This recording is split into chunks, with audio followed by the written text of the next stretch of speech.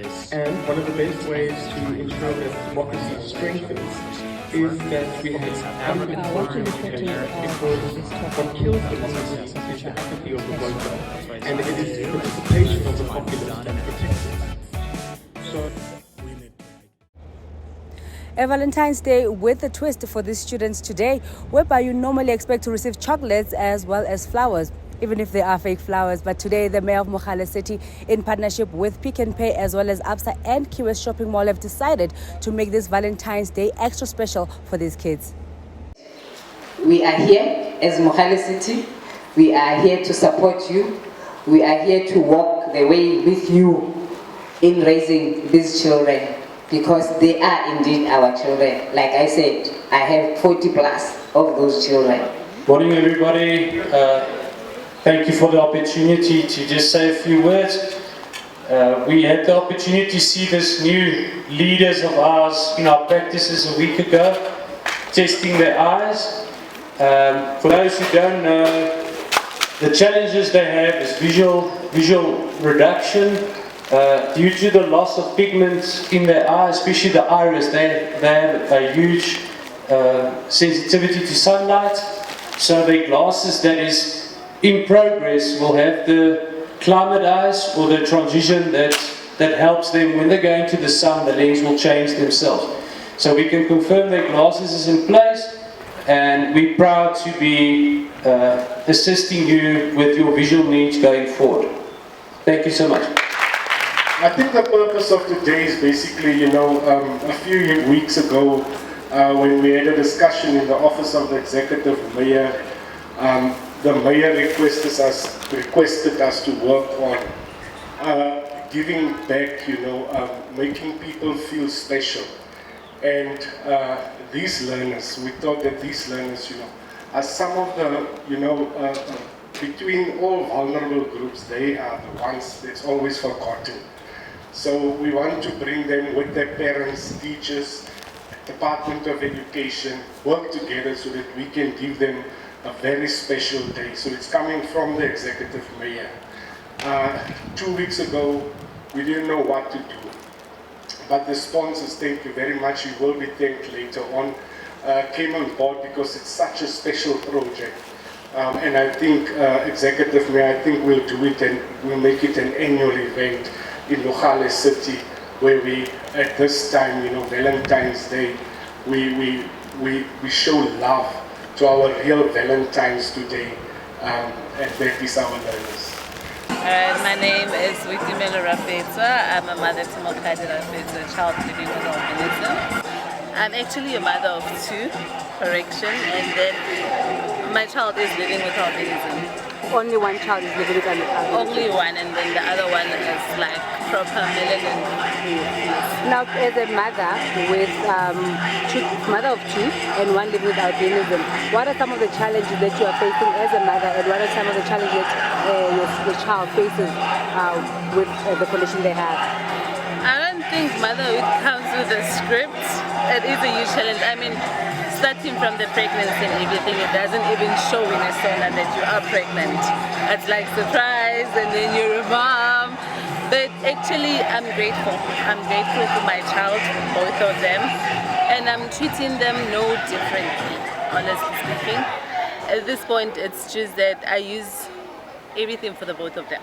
So when I buy it for sensitivity, I use it for the both of them. It's much easier. And then being a mom to an albinism, and then the other one is just your normal one. It's basically, motherhood is motherhood, kids are kids, love is love. It's unmatched, honestly speaking. So I try my level best not to separate the other from the discipline and everything. Like, they have to grow up knowing that this is what we're facing, and with the little one, the one who's normal. I almost hate the word normal, yes, because it doesn't sound right. Almost make me sound like I'm saying my child is normal, but she's very normal. Discipline stays the same. For the little one, we teach that this is your sister. We don't teach that this is your sister living with albinism.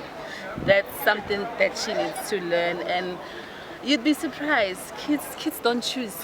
They learn what we teach them. Yes, so for both of them, it's the same discipline, same love, no separation, no exclusion because you live in differently. Albinism, it's just something that's underrated. People, I think, for most cases, I know my child is facing bullying at school. I'm a mother first. I'm about to get emotional. It's okay. But yeah, I'm a mother first, discipline first. That's what I teach my child. And I teach my child to love irrespective. Being bullied is almost like you're not loved enough. The person, the bully, is actually not loved enough. They lack something. That's what they do to a child. That's what they do to our children. That's what we come there. And I think also it's lack of knowledge, that people are not taught enough that there are people that are born like that. And there's absolutely nothing that they can do. Much as you born with melanin, the other is without.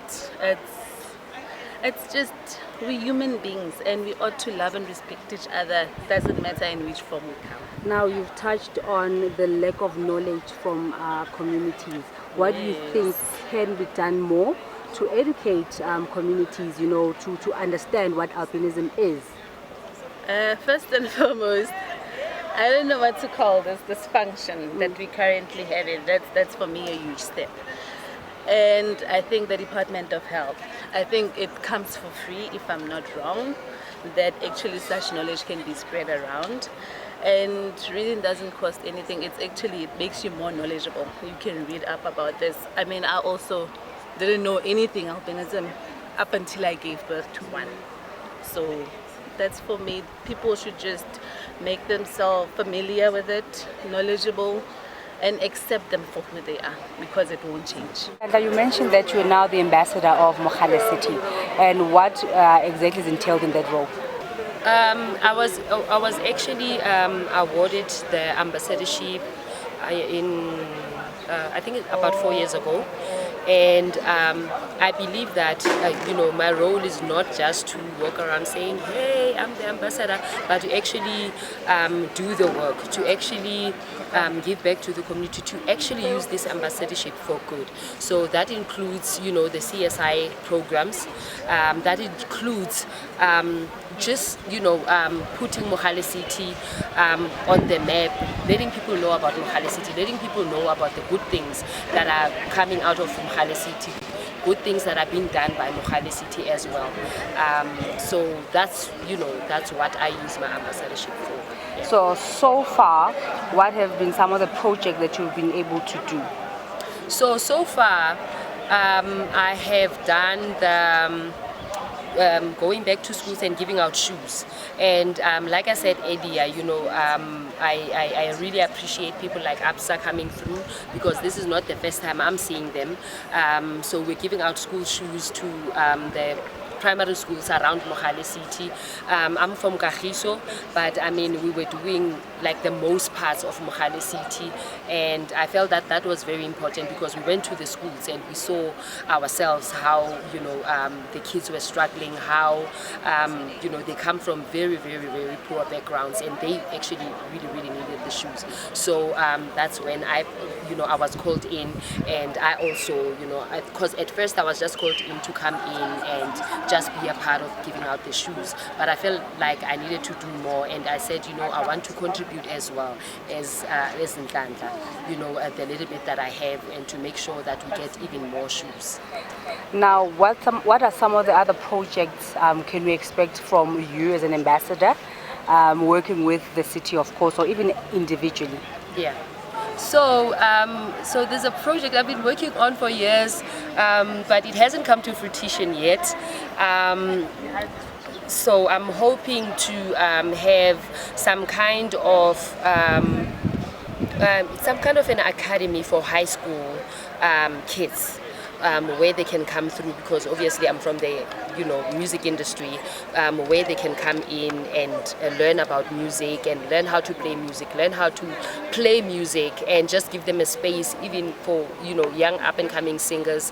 But also, I mean, the music industry is broad. There's sound engineers, there's there's musicians that play guitars and pianos, and I want to be able to provide that space. So I'm in talks with Mogale City. I was speaking with the mayor the other day, and I'm excited to say that I'm getting a very good feedback. But apart from that, also I wanted to also have, there's people that I'm working with that are into fashion, because those are the two things that I do, music and fashion. So I've been speaking to people that, if we can also have some kind of an academy to have high school kids to come through and learn about making clothes, how to make clothes, and actually make a profit out of it, and actually learn to be entrepreneurs whilst they're still in high school, make clothes and sell clothes, So I think my project is really more about just empowering the young kids, and hopefully even get institutions to give out bursaries, so that we can have bursaries for the ones that want to attend music, and bursaries for the ones that want to attend to further their studies in fashion. Albinism comes with many challenges, and the kids today were shown love by being gifted with special packs that include some of the products that will assist them with some of their skin conditions. And some of these kids were lucky enough to receive spectacles courtesy of Specsavers. Now, if there's no better way of showing love to someone, I don't know what is. On the Go News, I'm Tabile Pambuga, signing out.